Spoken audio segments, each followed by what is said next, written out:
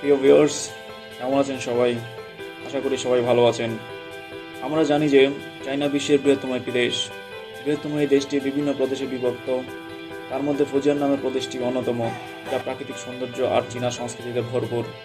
উপভোগ করব আজ ফুজিয়ান প্রদেশের ফুজি শহরের গুয়াংজিং এর সাংস্কৃতিক অনুষ্ঠান ড্রাগন বোট রেসিং, অর্থাৎ ঐতিহাসিক নৌকাবাইচ। সঙ্গেই থাকুন।